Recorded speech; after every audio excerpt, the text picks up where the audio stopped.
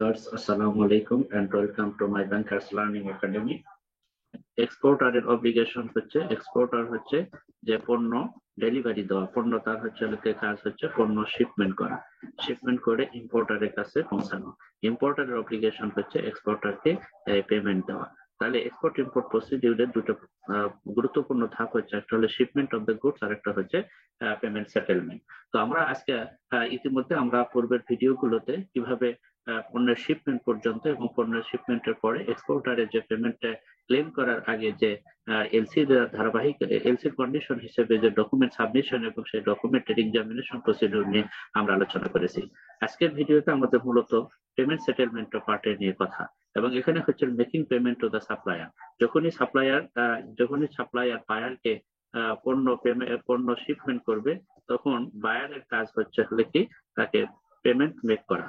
তার হচ্ছে পেমেন্টটা মেক করাই হচ্ছে এখন হলো মূল অব্লিগেশন। আমরা পেমেন্ট মেকের মধ্যে ব্যাংক প্রসিডিউর নিয়ে আজকে আমরা আলোচনা করব, এবং ব্যাংক প্রসিডিউরের মধ্যে আমরা ইতিমধ্যে জানিয়েছি শুরু হয় হচ্ছে একটা পেমেন্ট আন্ডারটেকেনের মাধ্যমে, এলসি ইস্যুর মাধ্যমে, এবং তারপরে হচ্ছে যে আমাদের এলসি ইস্যুর পরে আমাদের যে বিষয়টা হয় সেটা হচ্ছে যে সেকেন্ড স্টেজে আমরা ডকুমেন্টে সেন্ডিং করে এবং ডকুমেন্ট রিসিভ করার পরে ডকুমেন্ট এক্সামিনেশন হয়, ডকুমেন্ট এক্সামিনেশন পরে ডকুমেন্টের লজমেন্ট হয়, জজমেন্ট হলে যদি কমপ্লাইন প্রেজেন্টেশন হয় এবং এলসি যদি সাইট হয় তাহলে পিএডি ক্রিয়েশন করে আমাদের বিদেশি ব্যাংকে পেমেন্ট দেওয়া হয়।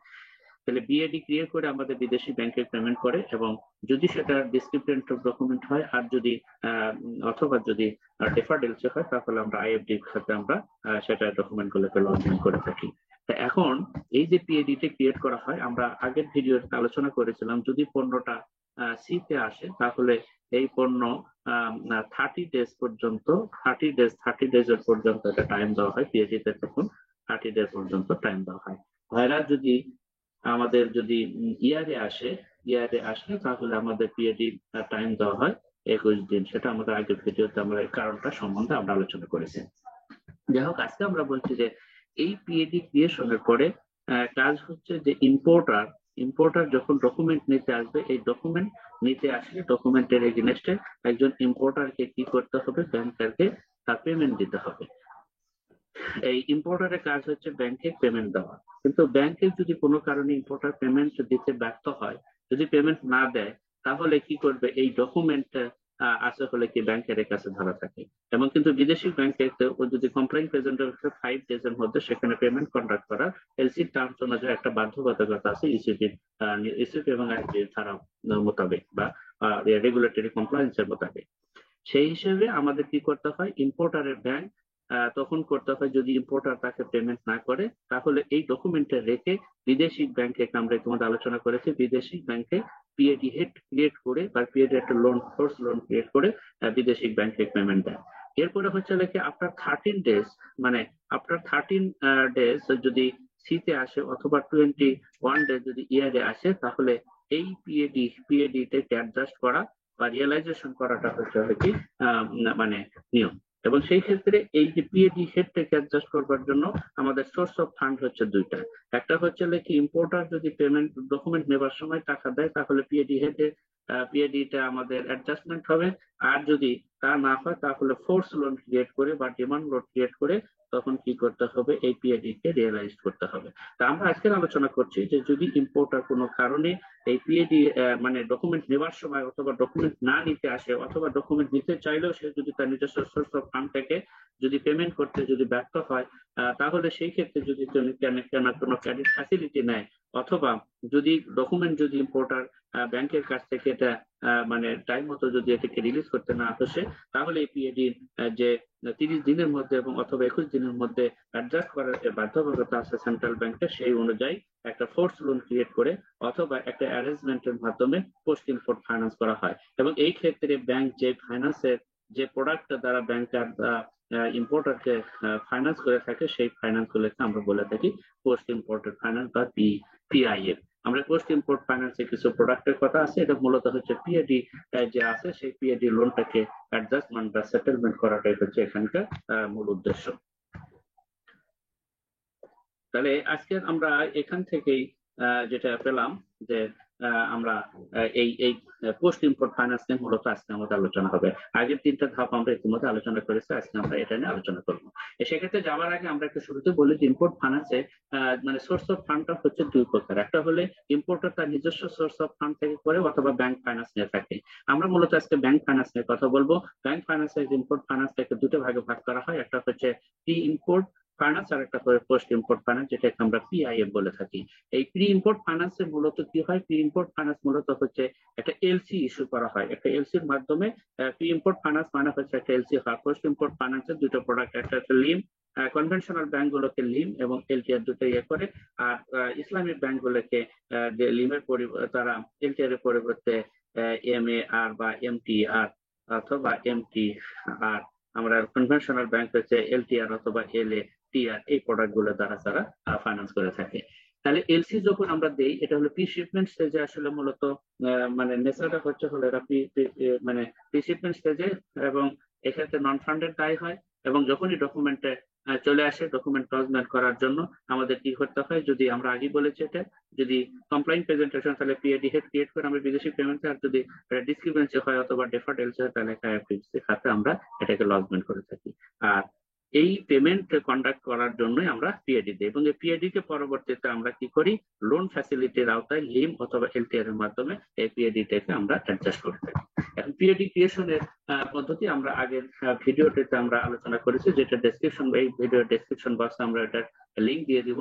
তারপরে যদি একটু ছোট আলোচনা করি যে পিএডি ক্রিয়েট করার সময় একজন এডি বা একটা অথরাইজড ডিলার ব্রাঞ্চে যে বিষয়গুলো প্রতি কনসিডারেশন করা হবে, সেটা হলে একটা হলে ডকুমেন্ট, বিল অফ লেডিং, তারপরে weight, partial shipment, goods exit হচ্ছে টলারেন্স লেভেলটা, তারপরে এমবিগেস কোনো ডকুমেন্ট থাকলে চলবে না, ইনকনগ্রেস বা ডিসক্রিপেন্সি কোনো ডকুমেন্ট থাকতে হবে। এই বিষয়গুলোকে কনসিডারেশন করে আমরা পিএডি ক্রিয়েট করি। পিএডির যে ধারাবাহিক ধাপ সেটা আমরা আগের ভিডিওতে আলোচনা করছি। তারপর আমরা এর স্টেপ গুলো, ফ্লো চার্ট গুলো আমরা একটু এখানে আমাদের দেখালাম যে এই প্রক্রিয়াতে আমরা পিএডি ক্রিয়েট করে থাকি। এরপরে হচ্ছে কি, পিএডি ক্রিয়েট করার পরে যদি পিএডি 30 ডেজ এর মধ্যে, 30 ডেজ এর মধ্যে যদি ইম্পোর্টার এই পিএডি ডকুমেন্ট যদি দিতে, ডকুমেন্ট যদি দিতে না আসে, এটা হলে সি পোর্টে হলে 30 ডেজ এর মধ্যে, আর 21 ডেজ হচ্ছে যদি ইয়ারে যদি ডকুমেন্ট গুলো আসে। তাহলে এই 30 ডেজ এবং 21 ডেজ এর মধ্যে যদি ইম্পোর্টার এই ডকুমেন্ট নিয়ে তার টাকা দিয়ে এটা যদি ডকুমেন্ট নিতে না আসে, তাহলে কি করতে হয়, একটা ডিমান্ড লোন ক্রিয়েট করে, এই পিএডি কি করতে হয়, অ্যাডজাস্টেশন করতে হয়। তাহলে পিএডি ক্রিয়েশন করার পদ্ধতিটা কি, সরি, ডিমান্ড লোন ক্রিয়েশনের পদ্ধতি কি, এদের প্রথমে হচ্ছে insurance covering the risk like fire, তারপরে থেফট, এগুলো আমাদের বিবেচনা নিতে হবে। এটা joint name of the bank এবং party with the bank close এটা থাকবে। Take collateral as per bank customer রিলেশনের উপর ভিত্তিতে, যদি অ্যারেঞ্জ লোন হয় যদি, তারপরে adjustment landed cost calculation is very significant. তারপরে ল্যান্ডেড কস্ট ক্যালকুলেশন করলে বিফোর দ্য অ্যাপ্রুভাল, তারপরে ফোর্স লোন ক্রিয়েট করার সময় landed cost calculation for the time of creating for the force loan.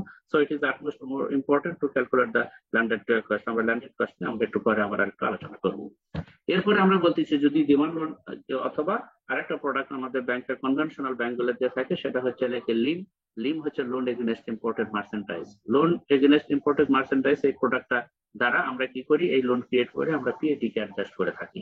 তাহলে পিএডি করার, লিম করার ক্ষেত্রে আমাদের যে বিষয়গুলোকে মানে পূর্ব শর্ত হিসেবে যে বিষয়গুলোকে কনসিডারেশন করতে হয়, প্রথমে হতে হলে যে importers apply for the bank facility যখন they are fall in the fund crisis এ যদি থাকে, or not in a position to return the documents of the own source থেকে ডকুমেন্ট যদি রিটায়ার করতে যদি সে সক্ষম না হয়ে থাকে, অথবা সে থিঙ্ক করলো যে it is preferable not to block his fund for his period of time, তা না করে সে অন্য লোন নিয়ে তার সেটাকে যদি পরে তার যদি বেশি প্রফিট হয়, তাহলে সেরকম সিচুয়েশনে সাধারণত একজন ইম্পোর্টার এই লিমের মতো ফ্যাসিলিটি নিয়ে থাকে।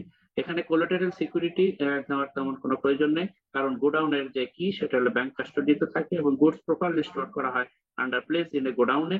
স্টক এবং ড্রয়িং পাওয়ার রেজিস্টার মেনটেন করা হয় effectively. Delivery of the LIM goods insure the delivery of LIM goods against delivery challan after proportionate the payment. Goods cleared by the banks and listed and CNA প্রেজেন্টের মাধ্যমে এটা করাতে হয়।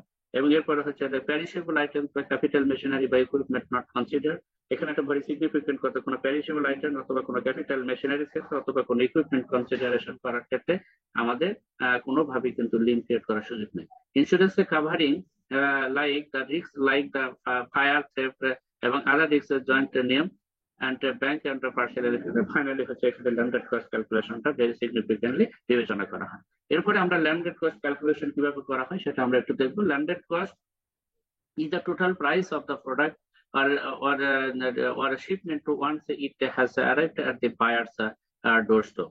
কোনো পণ্য তারা সাপ্লায়ারের থেকে সাপ্লায়ারের কাছ থেকে বায়ারের কাছে পৌঁছতে সকল প্রকার কস্ট বিবেচনা করে যে পরিমাণ টোটাল কস্ট হচ্ছে হলে আমাদেরকে ল্যান্ডেড কস্ট বলা হয়। আমরা একটা এক্সাম্পল দিতে পারি যে কোনো একটা পণ্য যদি আমরা $100 ফেস ভ্যালুতে কোনো একটা পণ্য যদি আমরা ফেস ভ্যালুতে যদি পারচেস করি, সেটা সাপ্লায়ারের কাছ থেকে বায়ারের কাছে আসা পর্যন্ত এই দীর্ঘ পথ, ধরেন এটা ইউএসএ থেকে পণ্যটা যদি বাংলাদেশে আসে, তাহলে বাংলাদেশের দীর্ঘ পথ পাড়ি করতে এটা নানা রকমের খরচ আছে। এখানে এই $100 সাথে হচ্ছে কি $10 মেবি হচ্ছে কি ইম্পোর্ট ডিউটি আছে, তারপরে হচ্ছে কি $10 $5 আছে হচ্ছে কি সিএমএফ এজেন্টের কমিশন আছে এখানে থাকতে পারে, তারপরে $2 আছে ধরেন কাস্টমস ডিউটি, এরপরে হচ্ছে কি $3 আছে হচ্ছে ডেমারেজ চার্জ ইত্যাদি মিলে আমাদের এই 10 আর এখানে হলো 20 $123 এই পণ্যটা কিন্তু। এখন এই পণ্য যদি মার্কেটে নিয়ে এসে যদি $120 যদি বিক্রি করা হয়, $100 পণ্য করে যদি $120 বিক্রি করা হয়, তারপরে কিন্তু তার $3 কিন্তু তার কি হবে, লস হবে। তাহলে এইরকম যদি হয় যে একটা এলসি ওপেন করার পরে ডকুমেন্ট আসার পরে যদি সেই পণ্যের মার্কেট প্রাইস যদি মার্কেটের সেলিং প্রাইস যদি লেস দেন যদি বাইং প্রাইস বা টোটাল ল্যান্ডেড কস্টের যদি কম হয়, তাহলে এই বায়ার বা এই ইম্পোর্টার কখনই তার ডকুমেন্ট কিন্তু নিতে আসবে না, তখনই আমরা ব্যাংকারে কিন্তু একটা ঝামেলায় বা বিপদে পড়ে যাই। এই জন্য আমরা যখনই এই ধরনের ফান্ডিং করি, তার এই ফান্ডিং করার পূর্বে ল্যান্ডেড কস্ট ক্যালকুলেশন করাটা ইজ ভেরি ভেরি ইম্পর্টেন্ট। এবং সেই ক্ষেত্রে যদি আমরা ল্যান্ডেড কস্ট ক্যালকুলেশন করতে ভুল করি, তাহলে কিন্তু আমরা অনেক ধরনের খেসারত দিতে হবে। তাহলে it includes the original price of the product, transport fees both the inland এবং ocean, customs duty, tax, tariff, insurance, currency conversion, handling এবং আদার যে পেমেন্ট ফি আছে ইত্যাদি বিষয়গুলোকে কনসিডারেশন করা হয়। আমরা উদাহরণ হিসেবে নিচ্ছি, আগে একটা উদাহরণ আমরা দিলাম যে এখানে ধরেন invoice value of A goods হচ্ছে কি মোটামুটি হলে T4X, তারপরে কাস্টম ডিউটি ট্যাক্স হচ্ছে আরো 2x পরিমাণ আছে, এর সাথে আমরা যদি সিএনএফ এজেন্টের চার্জ যোগ করি, তারপরে ফ্রেট এন্ড ডেমারেজ চার্জ যোগ করি এবং এনি আদার আরো চার্জ যদি ইনকার্ড হয়, সব মিলে আমাদের যে টোটাল আসলো সেটা হচ্ছে প্রপোজ। এই হচ্ছে আমাদের টোটাল প্রপোজ ল্যান্ডেড কস্ট। এই প্রপোজ ল্যান্ডেড কস্টের সাথে আমরা কি করব, তার যে এলসির যে মার্জিন আছে সেই মার্জিনটা আমরা কি করব, বিয়োগ করব।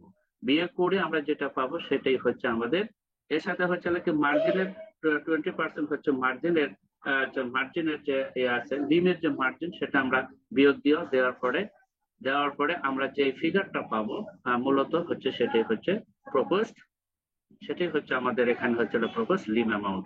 এই প্রপোজ লিম অ্যামাউন্টে এই প্রস্তাব প্রাইমারি সিকিউরিটি হিসেবে ট্রিটেড করা হয়, যেহেতু লিম গোষ্ঠীকে প্রাইমারি সিকিউরিটি হিসেবে যেহেতু এটা বিবেচনা করা হয়, প্রাইমারি সিকিউরিটি লিম গোষ্ঠীকে প্রাইমারি সিকিউরিটি হিসেবে আমাদের বিবেচনা, লিম গোষ্ঠী প্রাইমারি সিকিউরিটি হিসেবে গ্রহণ করে। সো নো ম্যান্ডেটরি কোলাটারাল এখানে প্রয়োজন হয় না, but if possible it will be more secured for the banker যদি আমাদের কোলাটারাল নেওয়া সম্ভব হয়। Margin must realised before the hand over documents to the CNF এজেন্টের ডকুমেন্ট দেওয়ার পরে মার্জিনটাকে রিয়ালাইজেশন করতে হবে। লিমিট ডিউরেশন হচ্ছে ইউজুয়ালি হচ্ছে 45 থেকে 90 দিনে, ডিপেন্ডিং অন দ্য অ্যাপ্রুভাল। তারপর হেড অফিসে অ্যাপ্রুভাল এসে মাস্টার চলে কি, যাই হোক এই হলো বিষয় হচ্ছে কি লিমিট হচ্ছে প্রস্তাব করেছেন। এখানে যে চার্জ ডকুমেন্ট লাগে সেগুলোর একটা লিস্ট আমরা এখানে দেখালাম। এরপরে আমাদের লিম যে প্রসেস সেটা হচ্ছে অ্যাকাউন্টিং প্রসিডিউরটা কি, charge of interest on PAD আমরা চার্জ করবো, সেটা পিএডি হেড ডেবিট করে ওই ইন্টারেস্টের পরিমাণ ইনকাম অ্যাকাউন্টে নিব। তারপরে হচ্ছে কি এরপরে আমরা যে সানডে ডিপোজিট মার্জিনের যে এলসি যে মার্জিন আছে সেই মার্জিনটা আমরা ডেবিট করব, তারপরে পিএডি হেড ক্রেডিট করব। পিএডি তারপরে যে অংশটুকু থাকবে সেই অংশটুকুতে আমরা পার্টি অ্যাকাউন্ট ডেবিট করে তারপরে আমরা কি করব, সেটা লিম বা এলটিআর খাতে এটা লিম, মূলত এটা লিম অ্যাকাউন্ট আমরা এখানে একটা ট্রান্সফার করবো, রিয়েলাইজেশন অফ লিম। পরে হচ্ছে কি transfer of PAD two LTR খাত আমরা এখানে নিয়ে যাব। এরপরে হচ্ছে লিমের মার্জিন আমরা যেটা হবে সেটা নিয়ে পার্টির অ্যাকাউন্ট ডেবিট করে লিমিট আমরা আমরা লিমের মার্জিন হেঁটে নিব। তারপরে মার্জিন হেঁটে নেওয়ার পরে ট্রান্সফার অফ পিএডি তে আমরা এলটিআর নিব, তারপরে এলটিআর ডেবিট করে এরপরে আমরা কি করব, পিএডি ক্রেডিট করবো এবং ইনকাম অ্যাকাউন্ট আমরা কিছু হ্যান্ডেলিং চার্জ হিসেবে নেব। তারপরে সিআরবিটিসি সিএলএফ এজেন্টকে আমরা এটা পাঠিয়ে দিব। এই হলো মূলত অ্যাকাউন্টিং প্রসিডিউর। আমরা মূলত এখন আলোচনা করব হচ্ছে কি লিন বা লিন এলটিআর অথবা পোস্ট ইম্পোর্ট ফাইন্যান্স, যেটাকে পিআই প্যাটার্ন নিয়ে বাংলাদেশ ব্যাংক একটা পলিসি তৈরি করেছে। তবে ইজিলি হচ্ছে এক্ষেত্রে যে প্রি কন্ডিশন গুলো আছে সেটা হলে ইজিলি এটা 90 দিন আগে ছিল এবং এটা ফার্স্ট হলে ল্যান্ডেড কস্ট কিন্তু এখানে বিবেচনা করতে, এবং সেক্ষেত্রে এই পয়েন্ট গুলো কিন্তু আমাদের কনসিডারেশন করতে। তারপরে এলসির একটা মার্জিনের বিষয় আছে, এলটিআর মার্জিনের বিষয় আছে। ইম্পোর্টেড গুডস ক্লিয়ার বাই তার এনলিস্টেড সিএনএফ এজেন্টের মাধ্যমে করে, তবে ইন্টারেস্ট চার্জ করে সেটা ডেইলি বেসিসে for daily product basis. Other documents are more or less similar to the arranged given within consideration. এরপরে আমাদের বিআরপিটি সার্কুলার নম্বর 12 2021 এবং 2022 এর 12 নম্বর বিআরপিটি সার্কুলার বাংলাদেশ ব্যাংকের এখানে পোস্ট ইম্পোর্ট ফাইন্যান্সিং নিয়ে একটা পলিসি তৈরি করা হয়েছে। এই পলিসি করে আমরা সেই অনুযায়ী পিআইএফ এর একটা ডেফিনেশন আছে, সেটা all type of credit facilities for the payment against the import of the edible goods, trading goods, industrial raw materials, industrial garments, however name like এটা করার জন্য আমরা তাহলে কি র মেটেরিয়ালস প্রকিউর করার জন্য, তারপর ট্রেডিং গুডস অথবা ইন্ডাস্ট্রিয়াল র মেটেরিয়ালস অথবা করার জন্য বা ক্যাপিটাল মেশিনারিজ এর জন্য যেই ধরনের ক্রেডিট ফ্যাসিলিটি দেওয়া হয়, এই ক্রেডিট ফ্যাসিলিটি গুলোর নাম হচ্ছে এলটিআর অথবা এলএটিআর, এমটিআর অথবা এমপিআই, যেটা কমনলি হচ্ছে লিখে দ্বারা পোস্ট ইম্পোর্টেড ফাইন্যান্স বা পিআইএফ বলা হয়। কোনো ব্যাংক কনভেনশনাল ব্যাংক গুলো এটাকে এলএটিআর অথবা এলটিআর বলে, আর মানে ইসলামী ব্যাংক গুলো এটাকে এমটিআর অথবা এমপিআই বলা হয়। তাহলে দুই ধরনের হলে আমাদের পোস্ট ইম্পোর্ট ফাইন্যান্স, একটা হলো অ্যারেঞ্জ আর একটা হচ্ছে ফোর্স। অ্যারেঞ্জ গুলোর মধ্যে হচ্ছে এলটিআর, এলএটিআর, এমটিআর, এমপিআই। ফোর্স মানে ফোর্স লোনের মধ্যে হচ্ছে আমাদের ডিমান্ড লোন বিবি ফোর্স লোন হিসেবে বিবেচনা করা হয়। এক্ষেত্রে ইম্পোর্টার সিলেকশন করার ক্ষেত্রে যে বিষয়গুলোকে গুরুত্ব দেওয়া হয় সেটা হলো তার বিজনেস এক্সপেরিয়েন্স, তারপর integrity of the importer and the banking relation with the banks must be satisfactory হতে হবে। এখানে collateral as per bank rule অনুযায়ী, এটা নিজস্ব ব্যাংকের রুলস অনুযায়ী করা হয়, এবং এখানে ল্যান্ডেড কস্টে কিন্তু খুব ভেরি সিগনিফিকেন্টলি বিবেচনা করে। ল্যান্ডেড কস্টের ক্ষেত্রে যে বিষয়গুলোকে আমরা বিবেচনা করা হয় সেগুলো আমরা আগে বলছি, ইনভয়েস বলো, custom duty, tax, VAT, clearing agent, CNF এজেন্টের খরচ, কস্টিং, তারপর রেলওয়ে ফ্রেট বা ট্রাক ফেয়ার, ড্যামারেজ থাকে সেই ড্যামারেজ চার্জ, বাজার যে চার্জ আছে সেই বিষয়গুলোকে আমাদের এখানে বিবেচনা করতে হবে। পিআইএফ ক্রিয়েট করবে আফটার এস্টাবলিশ এলসি এস্টাবলিশ করার পরে কিন্তু আমাদের পিআইএফ টা হয়। সো যখনই এলসি তৈরি করা হবে তখনই কিন্তু পিআইএফ করতে, অর্থাৎ বিদেশি ব্যাংকে পেমেন্ট করতে কিন্তু বাধ্য। সো একজন মানে এলটিআর মানে গ্রাহককে নির্বাচন করার মূল সময়টা কিন্তু হচ্ছে যে এলসি এস্টাবলিশ করার সময় মূলত এটা করতে হবে। সো এই প্রসেস টু বি সেম, এলসির মতো করে করতে হবে। প্রিপেয়ার দ্য মানে post import of finance PIF এর যে পলিসি আছে অ্যাজ পার বাংলাদেশ ব্যাংকের যে গাইডলাইন, যেটা আমাদের বিআরপিটি সার্কুলার 12/2021 এবং বিআরপিটি সার্কুলার 12/2022 এই দুইটার আলোকে যে মাস্টার গাইডলাইন তৈরি করেছে সেটা ফলো করে আমাদেরকে প্রপোজাল তৈরি করতে, এবং এক্ষেত্রে যে বিষয়গুলোকে কনসিডারেশন করতে হবে সেটা হল যে credit risk management, credit risk management guideline, তারপরে ক্রেডিট রেটিং গাইডলাইন, আইসিআর এর গাইডলাইন এবং আদার কনসার্ন যে গাইডলাইন আছে বিষয়গুলোকে আমাদের বিবেচনা করতে হবে। This policy should be approved by the, এবং এইটা অবশ্যই প্রতিটা ব্যাংকেরই বোর্ড অফ ডিরেক্টরস কর্তৃক এই প্রস্তাবগুলোকে অ্যাপ্রুভাল করতে হবে। এক্ষেত্রে যে বিষয়গুলোকে আরো বিবেচনা করতে হলে সিকিউরিটি পলিসি এবং ডেলিগেশন অফ পাওয়ারটা কিন্তু এখানে আমাদেরকে কনসিডারেশন নিতে হবে। এরপরে বলতেছি আমরা পিআইএফ এর অ্যাপ্রুভাল প্রসেসটা হচ্ছে এই অ্যাপ্রুভ করার সময় আমরা যে বিষয়গুলোকে পড়বে, আমরা বলেছিলাম যে proposed good and the specified security as per bank policy, এটা কিন্তু আমাদের বিবেচনায় নিতে হবে। এটা হলো পূর্ব শর্ত। Delegation of power as per the bank policy, এটা কিন্তু বিবেচনায় নিতে হবে। Approval limit must be as per the bank policy, প্রত্যেকেরই কিন্তু ডেলিগেশন থাকবে। Never issue LC or allocate the PIF above the approval limit. LC লিমিটের বাহিরে কিন্তু, কারণ এলসি যদি 100 কোটি টাকা দেওয়া হয়, 100 কোটি টাকা যদি এলসি দেওয়া হয়, এলটিআর কিন্তু কখনোই কিন্তু এটা সরি এলটিআর এর লিমিট, এলসি লিমিট কখনোই কিন্তু এলটিআর এর লিমিটকে অ্যাকসেপ্ট করতে পারবে না। তাহলে কি never issue LC or allocate PIF above the approved limit, আমরা যদি 100 কোটি হয় তাহলে এলসি এবং এলটিআর যদি 100 কোটি দেওয়া হয় তাহলে এর উপরে কখনোই লোন অ্যাপ্রুভ করা যাবে না। যদি লিমিট দেওয়া থাকে 100 কোটি তাহলে 100 কোটি টাকা পর্যন্ত এলটিআর ক্রিয়েট করতে হবে, বেশি করলে সেটা কিন্তু ভায়োলেশন হিসেবে ট্রিটেড করা হয় as per the guideline of the PIF. তারপরে হচ্ছে if the LC value settle by the PIF source as per the condition, তাহলে during the lodgement if they must consider any opportunity to provide a PIF under the approved limit, এই লিমিটের মধ্যে হতে হবে। During calculation of the unused PIF limit, during calculation of the unused PIF limit, PIE limit, residual amount must be consideration. আমরা যখনই এই PIF এর যখন লিমিটটাকে কনসিডারেশন করি এর মধ্যে থেকে রেসিডুয়াল অ্যামাউন্টটা কিন্তু আমাদের বিবেচনায় নিতে হবে। ইফ দি PIF এ যদি আমাদের যদি পোস্ট ইম্পোর্ট ফাইন্যান্স যদি আমাদের কি থাকে ওভারডিউ যদি থাকে তাহলে কখনোই নো নিউ পিআইএফ কিন্তু ইস্যু করা যাবে না। এই শর্তগুলো কিন্তু আমাদের পিআইএফ সার্কুলারে বা পিআইএফ এর যে পলিসি সেটা টানা হয়েছে। তারপরে if any overdue out of the control it may sanction new PIF under approval and the board of director. যদি মানে ওভারডিউ অ্যামাউন্টটা যদি বেশি হয় it may sanction as a new under approval of the board of director, এটা করতে পারে। No new PIF to any business considered between two sister organization under the same group, একই গ্রুপে দুটি সিস্টেম প্রতিষ্ঠানের মধ্যে কখনো পিআইএফ নিয়োগ করা যাবে না। এই ক্ষেত্রে একটা বিষয় কিন্তু এই পলিসিতে পিআইএফ অ্যাপ্রুভাল করার ক্ষেত্রে আরেকটা বিষয় সেক্টরের ক্ষেত্রে কিন্তু বিবেচনা করা হয়। সেক্টর ওয়াইজ এখানে কত দিনের জন্য পিআইএফটা হবে এটা কিন্তু একটা বড় ফ্যাক্টর, যে আমাদের ডিউরেশন কত দিনের হবে এটা ডিপেন্ড করে হচ্ছে কোন সেক্টরে লোন দেওয়া। এটা তিনটা সেক্টরে ভাগ করা হয়েছে। একটা হলো ফর দ্য এডিবল প্রোডাক্ট মানে যেমন রাইস, ডাল অথবা এডিবল অয়েল, এগুলো যখন আমদানি করা হয় এগুলোর ক্ষেত্রে 90 ডেজ ফ্রম দ্য ক্রিয়েশন থেকে 90 ডেজ পর্যন্ত এটা মেয়াদ দেওয়া হবে। আর যদি ট্রেডিং গুডস এক্সেপ্ট যদি এডিবল গুডস বা অন্য কোনো গুড যদি ট্রেড করা হয় তাহলে সেটা 120 দিন পর্যন্ত কি করতে হবে, 20 দিন পর্যন্ত এটা মেয়াদ দিতে পারবে। কিন্তু এগ্রিকালচার আইটেম যেমন ফার্টিলাইজার, সিড, পেস্টিসাইড বা এগ্রিকালচারের যে ইকুইপমেন্ট আছে অথবা কোনো মেশিনারি যেটা নিউট্রিশন অথবা ভ্যাকসিন ফর ডোমেস্টিক অ্যানিমেল, এগুলোর পারপাসে হলে 180 দিন পর্যন্ত এটা মেয়াদ দেওয়ার সুযোগ আছে। যদি ইন্ডাস্ট্রিয়াল র মেটেরিয়াল হয় তাহলে এটা 210 দিন পর্যন্ত এটা মেয়াদ দেওয়ার সুযোগ আছে সর্বোচ্চ। LC margin fees, the allocating the LC margin fees for allowing LTR facility as per sanction অনুযায়ী এটা ফিক্স থাকতে হবে। The imported goods are cleared by the ব্যাংকের enlisted CNF এজেন্টের মাধ্যমে। ব্যাংকের enlisted CNF এজেন্ট কিন্তু এজেন্টের মাধ্যমে, ব্যাংকের enlisted CNF এজেন্টের মাধ্যমে এটা কি করতে হবে, ব্যাংকের enlisted CNF এজেন্টের মাধ্যমে এই পণ্যটা কি করতে হবে, রিলিজ করাতে হবে কাস্টম থেকে। Interest charge on the daily basis, এটা কি ব্যালেন্স ডেইলি বেসিস হয় সেটা ভাবে আমাদের কি করতে হবে।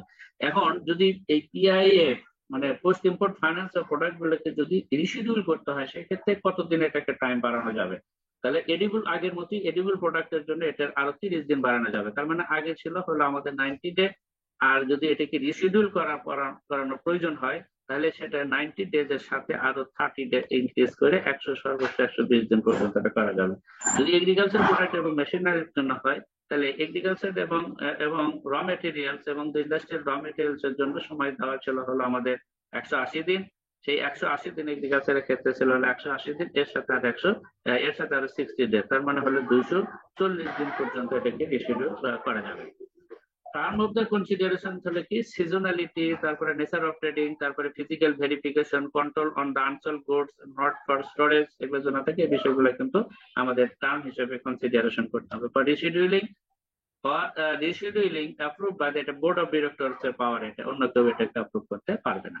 As per the reschedule policy for the consolidated amount and the case-to-case PIF that maintain sanction date, nature, তারপরে তার পারপাস, এগুলো কিন্তু মেনশন করতে হবে প্রপোজালে।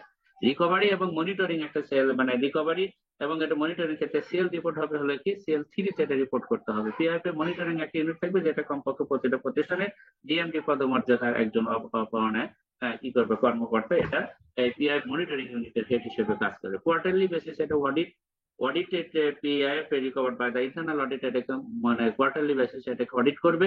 এবং if the force loan is created, the force যদি ফোর্সলি যদি পিআইএফ তৈরি করা হয় তাহলে এটা রিপোর্ট হবে CL3 তে। PIF converted into term loan by rescheduling মাধ্যমে যখন হবে তখন এটা CL4 মাধ্যমে এটাকে কি করতে হবে, এটাকে রিপোর্ট করতে হবে। স্টক রিপোর্ট এটা মেনটেন করতে হবে, এখানে স্টক রিপোর্ট নিতে হবে, স্টক রিপোর্ট মেনটেন করতে হবে। এরপরে আমাদের এখানে যে অ্যাকাউন্টিং প্রসিডিউর সেটা হচ্ছে আগের মতোই, আমরা পিএডি হেড পিএডি ক্রিয়েট করে আমরা ইনকাম অ্যাকাউন্ট ইন্টারেস্টে নিয়ে যাব। ইনকাম অ্যাকাউন্ট ইন্টারেস্ট পিএডির উপরে যে ইন্টারেস্ট হবে, পিএডির যে ইন্টারেস্ট পার্টটা সেই ইন্টারেস্ট ক্যালকুলেশন করে সেটা আমরা কি করবো, ইনকাম অ্যাকাউন্টে নিয়ে যাবো, পিএডি হেডে এটা ডেবিট করবো।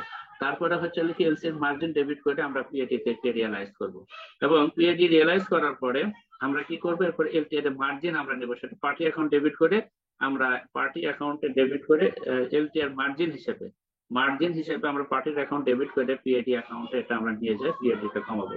তারপরে হচ্ছে এই পিএডি তে এলটিআর এ রূপান্তর করতে হবে। এরপরে বাদ বাকি যে পরিমাণ পিএডি অ্যামাউন্টটা থাকবে সেই পরিমাণ আমরা এলটিআর প্রস্তাব তৈরি করব, এবং এলটিআর পাস করার পরে সেই পরিমাণ এলটিআর ডেবিট করে পিআরডি এটা আমরা ক্রেডিট করবো, এবং এখান থেকে কিন্তু হ্যান্ডেলিং চার্জ হিসেবে এলটিআর আমরা কিছু ইনকাম হয়, এবং সিএবিটিসি আমরা সিএনএ প্রেজেন্ট সেলে দিয়ে আমরা এখানে রিয়েলাইজেশন করে ফেলবো। এভাবে পিএডি দায়টা আমাদের সৃষ্টি করা হয়, এলটিআর দায় সৃষ্টি করে। এবং এলটিআর এর ক্ষেত্রে যে ডকুমেন্ট গুলো আমাদের ইম্পোর্ট ডকুমেন্ট গুলোকে বিবেচনা করে সেটা হলো bill of exchange, commercial invoice, bill of lading, airways bill, railway receipt অথবা ট্রাক রিসিট বিবেচনা করে, packing list, country of origin, customs copy, তারপরে সিআরএফ এর কপি এগুলো বিবেচনা করা হয়। এখানে একটা বিষয় যে দি সিএনএ প্রেজেন্ট সেল এবং bill of lading send the CF and sale পাঠানো হয়, ইফ নট বিএলএ এন্ডোর্স করা হয় সিএনএ প্রেজেন্ট, এই বিষয়গুলো কিন্তু আমাদের গুড স্টোরেজ থাকতে হবে, এবং স্টক রিপোর্টের থাকতে হবে, এটা 410 নিতে হবে। হ্যান্ডেলিং অফ দ্য গোডাউন্স কি, এটা কিন্তু সিগনিফিকেন্ট, এবং এখানে মানে ক্লায়েন্ট অথবা তার নেভার ওপেন গোডাউন্স অন হলিডেতে আমাদের করা যাবে না, এগুলো কিছু শর্ত বিভিন্ন মানে ব্যাংকে থাকে। তাহলে এই ছিল আমাদের আজকের আলোচনা। তাহলে আজকের এই ভিডিও থেকে আমরা যে জিনিসটা জানলাম সেটা হলো, করে ডকুমেন্ট যখন আমাদের কমপ্লায়েন্ট প্রেজেন্টেশন পায় তখন সেটাকে পিএডি হেড ক্রিয়েট করে বিদেশি ব্যাংকে তারা সে কি করে পেমেন্ট দিয়ে দেয়। বিদেশি ব্যাংকে পেমেন্ট দিলে এখন এই যে পিএডি ক্রিয়েট হলে এই পিএডি 30 ডেজ যদি সিতে আসে তাহলে 30 ডেজ, আর যদি ইয়ারে আসে তাহলে 21 ডেজ এর মধ্যে এটাকে রিয়েলাইজেশন বা অ্যাডজাস্টমেন্ট করার একটা বাধ্যবাধকতা আছে সেন্ট্রাল ব্যাংকে। সেই অনুযায়ী এই পিএডি থেকে কিন্তু রিয়েলাইজেশন করার জন্য এখানে কি করতে হয়, ফোর্সলি ডিমান্ড লোন অথবা লিম কিন্তু ক্রিয়েট করা হয়। আর যদি এটা অ্যারেঞ্জের মাধ্যমে হয় এটা হলে ফোর্সলি হয়, হচ্ছে এটা ফোর্সলি যদি এটা করতে হয়। যদি অ্যারেঞ্জের মাধ্যমে লোন দিতে হয় তাহলে সেই ক্ষেত্রে আমাদের পোস্ট ইম্পোর্ট স্টেজে আমরা বিভিন্ন রকমের পণ্যতে প্রোডাক্ট করে থাকি। কনভেনশনাল ব্যাংকগুলো কিন্তু এলটিআর অথবা এলএটিআর করে, আর ইসলামী ব্যাংকগুলো কি করে, এমটিআর অথবা এমপিআই এই ক্রিয়েট করার মাধ্যমে এই পিএডি হেডটা কিন্তু রিয়েলাইজেশন করা হয়, এবং ফাইনালি এই এলটিআর কিন্তু এলটিআর আদার যে কার্যক্রম করে। তাহলে এই ছিল আমাদের আজকে আলোচনার মূল বিষয়বস্তু। এটা যদি আপনাদের ভালো লাগে থাকে তাহলে চ্যানেলটা সাবস্ক্রাইব করতে পারবেন, কারণ এর ধারাবাহিক আরো অনেকগুলো